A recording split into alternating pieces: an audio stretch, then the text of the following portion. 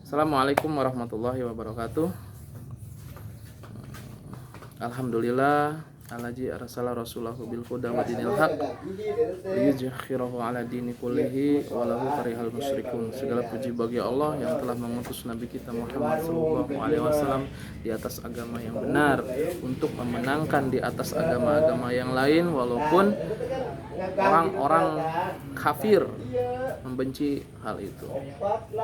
Salawat serta salam mudah-mudahan selalu tercurahkan kepada Nabi kita Muhammad sallallahu alaihi wasallam, pada istri-istri beliau, anak-anak beliau, keluarga beliau, dan para sahabat yang telah berjuang bersama Rasulullah sallallahu alaihi wasallam dalam menegakkan la ilaha illallah, sehingga detik ini kita masih bisa merasakan nikmatnya kita berada dalam agamanya Allah Subhanahu wa taala.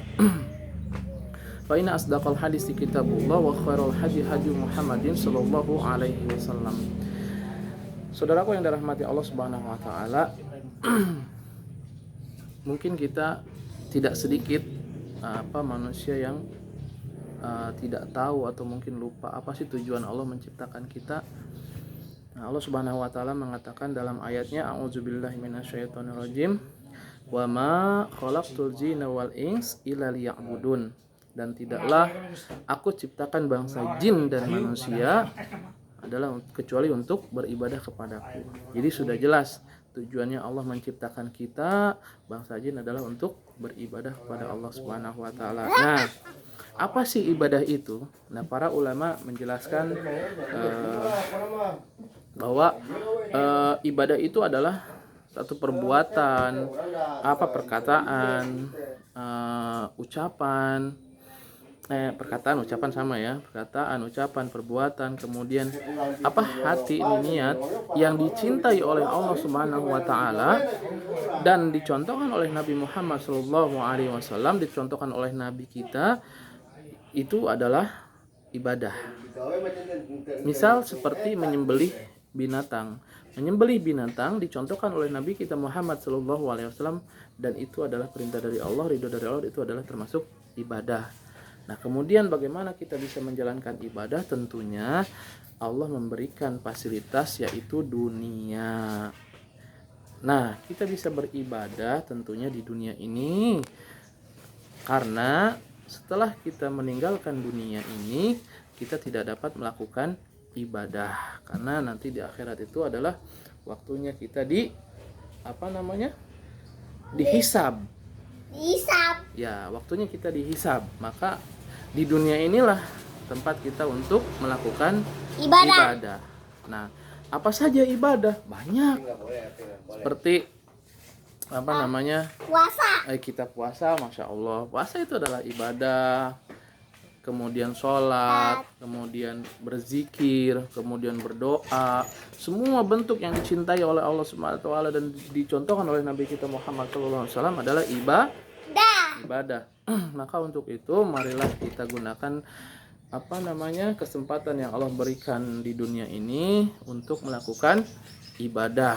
Berlomba-lombalah kita dalam mengumpulkan kebaikan, mengumpulkan pahala, sehingga ketika nanti kembali kepada Allah, kita sudah mempunyai bekal yang cukup untuk mendapatkan surganya Allah Subhanahu wa taala.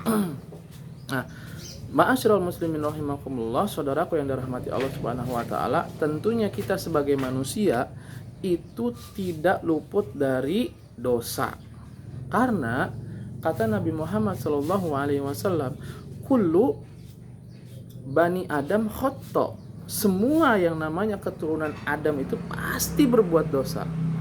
Wa khairul khata'in at-tawwabun. Akan tetapi sebaik-baik orang yang melakukan dosa adalah yang terus bertobat kepada Allah Subhanahu wa taala. Jadi tidak ada manusia yang maksum, tidak ada manusia yang terbebas dari dosa, tidak ada. Semua manusia pasti melakukan dosa, akan tetapi sebaik-baik manusia yang berdosa itu yang terus bertobat, memohon ampun kepada Allah Subhanahu wa ta'ala. Bahkan Nabi kita Muhammad sallallahu alaihi wasallam yang beliau itu yang Allah haramkan kulitnya tersentuh api neraka, beliau beristighfar minimal sehari itu 100 kali. Wah. mohon ampun kepada Allah Subhanahu wa taala. Bayangkan, beliau yang sudah mendapatkan jaminan dari Allah terbebas dari neraka, akan tetapi beliau memohon ampun beristighfar minimal 100 kali. Di riwayat lain ada yang mengatakan 70 kali. Artinya beliau saja yang sudah dijamin masuk surga, tapi tetap beristighfar memohon ampun kepada Allah. Apalagi kita yang manusia. Tidak ada jaminan dari Allah kita akan terbebas dari api neraka. Tentunya harusnya kita harus lebih dari taubatnya atau istighfarnya Rasulullah Shallallahu Alaihi Wasallam. Dan Allah Subhanahu Wa Taala mengatakan wasari'u ila magfiratin, bersegeralah kalian memohon ampun tuh, mencari ampunan dari Rabb kalian, dari Tuhan kalian, kata Allah, dari aku, kata Allah. Jadi ketika kita melakukan dosa, maka kita bersegera untuk beristighfar, memohon ampun kepada Allah Azza wa Jalla. Karena Allah Subhanahu wa taala adalah Maha Pengampun. Maha Pengasih. Seberapapun dosa yang kita lakukan, seberapa banyak pun dosa yang kita lakukan, maka ketika kita memohon ampun kepada Allah dengan sebenar-benar taubat, ya, dengan taubat kepada Allah, memohon ampun kepada Allah, beristighfar kepada Allah, maka Allah ampuni itu semua dosa-dosa yang kita lakukan. Syaratnya kita tidak berbuat syirik, kita tidak menyekutukan Allah Azza wa Jalla. Karena dalam hadis Nabi Muhammad SAW, seandainya kalian mendatangiku dengan membawa dosa seluas langit dan bumi, kemudian engkau tidak menyekutukan aku, kata Allah, maka akan aku ganti, aku ampuni kalian dosa-dosa kalian dengan pahala seluas langit dan bumi. Masya Allah, itulah kebaikan Allah. Makanya kita tidak boleh berputus asa dari rahmat Allah, kita tidak boleh berputus asa dari ampunan Allah Subhanahu wa taala. Nah, Allah Subhanahu wa taala mengatakan, katakanlah kepada hamba-hambaku yang telah melampaui batas, yang telah berbuat dosa, la taqnatu, kata Allah. Jangan engkau berputus asa mi rahmatillah, dari rahmat Allah. Karena rahmat Allah itu mendahului azab, mendahului murka Allah.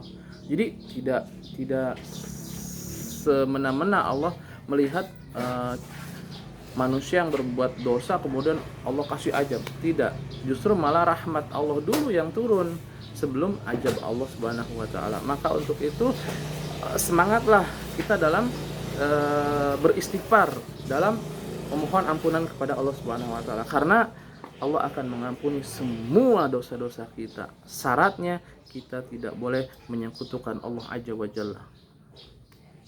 Ma'asyiral muslimin rahimakumullah, saudaraku yang dirahmati Allah Subhanahu wa taala, mudah-mudahan kita diberikan keistiqomahan, diberikan motivasi, kemudian diberikan kesabaran untuk menjalankan perintah Allah dan menjauhi larangan Allah dan menjalankan sunnahnya Rasulullah Shallallahu Alaihi Wasallam. Dan tentunya kita berharap kita menjadi manusia yang bertakwa, karena surga disediakan untuk orang-orang yang bertakwa. Aqulu qauli hadza fastaghfiru li wa lakum wa lisa'iril muslimina wal muslimat wal mu'minina wal mu'minat fastaghfiru innahu huwal ghafurur rahim. Subhanaka Allahumma wa bihamdika asyhadu an la ilaha illa anta astaghfiruka wa atubu ilaik. Assalamualaikum warahmatullahi wabarakatuh. Barakallahu fiikum.